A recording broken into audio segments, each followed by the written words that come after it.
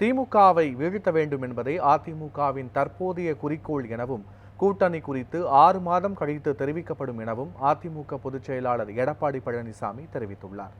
சேலம் மாவட்டம் ஆத்தூர் அண்ணா கலையரங்கத்தில் மாற்றுக் கட்சியினர் அதிமுகவில் இணையும் விழா நடைபெற்றது. அப்போது திமுக, பாஜக உள்ளிட்ட மாற்றுக் கட்சிகளை சேர்ந்த சுமார் 2000த்திற்கும் மேற்பட்டோர் அதிமுக பொதுச் செயலாளர் எடப்பாடி பழனிசாமி முன்னிலையில் அக்கட்சியில் இணைந்தனர்.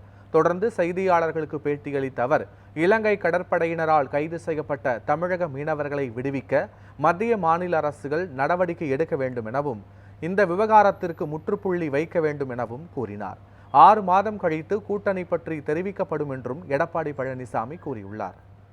அதுக்குள்ள மீனவர்களுக்கு சாதாரண குடும்பத்தை பிறந்தவர் மீனவர்கள், அவர்களுக்கு எந்தெந்த எல்லை அளவு தெரியாது.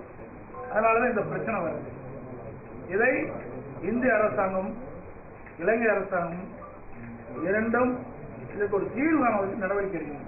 சிதறுகின்ற ஓட்டுகள்லாம் ஒருங்கிணைந்து திமுக வீழ்த்துவதுதான், மக்களோட ஆட்சி வீழ்த்துவதுதான் அண்ணா திமுக தலையாய கடமை. அதுதான் நாங்கள் வரை 2024 நடக்கும்.